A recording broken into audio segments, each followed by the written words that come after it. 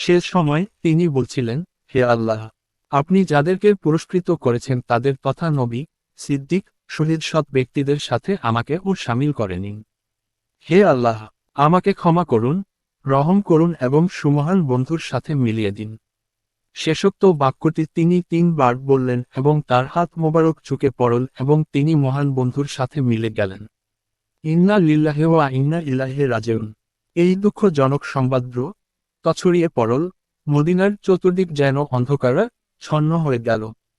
আনাস রাহ বলেন, আমি ওই দিনের মতো উত্তম ও উজ্জ্বল আর কোন দিন দেখিনি যেদিন রাসূলুল্লাহ সাল্লাল্লাহু আলাইহি ওয়াসাল্লাম আমাদের নিকট শুভাগমন করেছিলেন।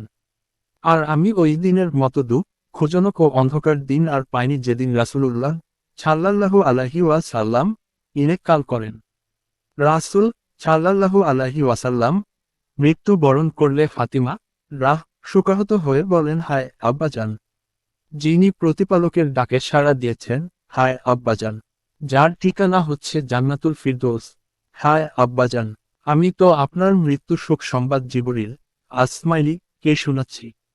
আবু বকর রাসমাইলি শুনহ নামক আবাসস্থল থেকে ঘোড়ায় চড়ে ফিরে আসলেন। ঘোড়া থেকে নামার পর মসজিদে প্রবেশ করলেন। মানুষের সাথে কোন কথা না বলেই আয়শা রাহ এর ঘরে প্রবেশ করে রাসূলের সাল্লাল্লাহু আলাইহি ওয়াসাল্লাম দিকে গেলেন। সে সময়ে তিনি হাবিরা নামক স্থানের কাপড় দ্বারা আবৃত ছিলেন। তিনি নবীজির সাল্লাল্লাহু আলাইহি ওয়াসাল্লাম চেহারা মুবারক হতে কাপড় সরিয়ে তার উপর ঝুঁকে পড়লেন। তাকে চুম্বন করলেন এবং কাঁদতে লাগলেন, অতঃপর বললেন, আপনার জন্য আমার পিতা মাতা কোরবান হোক, নিশ্চয় আল্লাহ আপনাকে দুবার মৃত্যু দিবেন না। আপনার উপর যে মরণ লিখা হয়েছিল তা হয়ে গেছে। এরপর আবু বকর সেখানে থেকে বেরিয়ে পড়লেন। ওমর রাজিয়াল্লাহু আনহু সে সময় মানুষের সাথে কথা বলছিলেন। আবু বকর বললেন, হায় ওমর, আপনি বসে পড়ুন। কিন্তু ওমর বসতে অস্বীকার করলেন। তখন আবু বকর রাসমাইলি কথা বলতে শুরু করলেন। মানুষ এবার ওমর কে ছেড়ে দিয়ে তার দিকেই ঝুঁকে পড়ল। আল্লাহর প্রশংসার পর আবু বকর রাসমাইলি বললেন, হে লোক সকল, আপনাদের মধ্য থেকে যারা মুহাম্মদ সাল্লাল্লাহু আলাইহি ওয়াসাল্লাম এর ইবাদত করত তাদের জেনে রাখা উচিত যে মুহাম্মদ সাল্লাল্লাহু আলাইহি ওয়াসাল্লাম মৃত্যু বরণ করেছেন। আর তোমাদের মধ্যে যারা আল্লাহর ইবাদত করত তাদের জেনে রাখা উচিত যে আল্লাহ চিরঞ্জীব চিরস্থায়ী। আল্লাহ বলেন, মুহাম্মদ তো আল্লাহর রাসূল, তার পূর্বে অনেক রাসূল অতিবাহিত হয়েছেন। যদি তিনি ইন্তেকাল করেন বা নিহত হন তোমরা কি তোমাদের পশ্চাদে ফিরে যাবে? বস্তুত যে ব্যক্তি তার পশ্চাদে ফিরে যাবে সে আল্লাহর কোন ক্ষতি করতে পারবে না। আল্লাহ অচিরেই কৃতজ্ঞদেরকে প্রতিদান দিবেন। আলে ইমরান 144। ইবনুল মুসাইব বলেন, ওমর বলেন, আমি যখন আবু বকর কে উক্ত আয়াতটি পাঠ করতে শুনলাম তখনই আমি অবশ হয়ে গেলাম। আমার 2 পা আমাকে বহন করতে পারল না।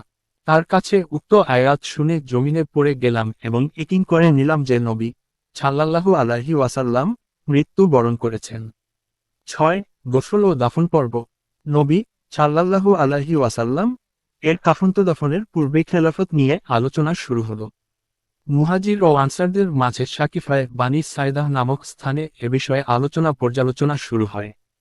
পরিশেষে তারা আবু বকরের খিলাফতের উপর ঐকমত্য পোষণ করেন।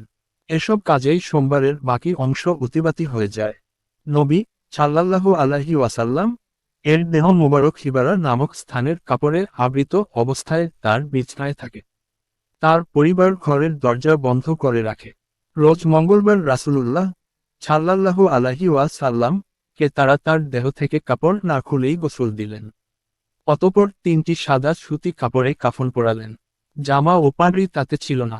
তারপর জনগণ খণ্ড খণ্ড জামায়াত তথা 10 জন 10 জন করে ওই ঘরে প্রবেশ করে তার ছালাতে জানাজা আদায় করেন। নির্দিষ্টভাবে কেউ তাদের ইমামতি করেনি। প্রথমে তার আত্মীয় স্বজন, অতঃপর মুহাজিরিন, তারপর আনসারগণ রাসমাইলি তার ছালাতে জানাজা আদায় করেন। পুরুষদের শেষে মহিলারা, অতঃপর শিশু কিশোররা তার ছালাতে জানাজা আদায় করে। তারা নবী সাল্লাল্লাহু আলাইহি ওয়াসাল্লাম কে কোথায় দাফন করবেন এ নিয়ে মতবিরোধ করলেন। তখন আবু বকর বললেন, আমি রাসূলুল্লাহ সাল্লাল্লাহু আলাইহি ওয়াসাল্লাম কে বলতে শুনেছি, যে নবী মৃত্যু বরণ করেছেন তাকে তার মরণস্থলেই দাফন করা হয়েছে। নবী সাল্লাল্লাহু আলাইহি ওয়াসাল্লাম যে বিছানার উপর মৃত্যু বরণ করেন, আবু তালহা তা গুটিয়ে দিলেন এবং তার নিচের মাটি খনন করে বুগলি কাবর তৈরি করলেন। ইহা ছিল মঙ্গলবার দিবাগত রাতের মধ্যাংশ। আল্লাহ আমাদের প্রিয় নবীজির উপর রহমত ও শান্তির ধারা বর্ষিত করুন। ৭. শেষ কথা। এই লিফলেটটিতে মূলত নবী সাল্লাল্লাহু আলাইহি ওয়াসাল্লাম এর ইন্তেকালের ঘটনা অবগত হওয়ার দাওয়াত পেশ করা হয়েছে, যার সাথে সংযুক্ত রয়েছে তৎসংলগ্ন ঘটনাবলী এবং তার মহান উপদেশাবলী, যাতে করে তা থেকে শিক্ষণীয় বিষয়, উপকারিতা প্রভৃতি উদ্ভাবন করা সম্ভব হয়। তারা চিহ্ন ইহা সান্ত্বনা স্বরূপ তাদের জন্য পেশ করা হলো, যারা বিভিন্ন বিপদে পতিত, যাতে করে রাসূল সাল্লাল্লাহু আলাইহি ওয়াসাল্লাম কে হারানো মুসিবতের কথা স্মরণ করে তাদের নিকট স্বীয় মুসিবত হালকা অনুমিত হয়। কারণ নবীজির সাল্লাল্লাহু আলাইহি ওয়াসাল্লাম ইন্তেকাল হচ্ছে সবথেকে বড় মুসিবত। ইমাম মালিক স্বীয় মুওয়াত্তায় আব্দুর রহমান বিন কাসিম হতে বর্ণনা করেন, তিনি বলেন, নবী সাল্লাল্লাহু আলাইহি ওয়াসাল্লাম বলেছেন, আমাকে হারানোর মুসিবত যেন মুসলিমদেরকে বিভিন্ন মুসিবতের সান্ত্বনা দান করে।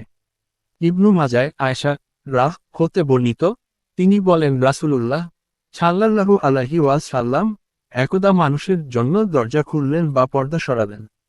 দেখতে পেলেন লোকজন আবু বকরের ইমামতিতে সালাত আদায় করছে।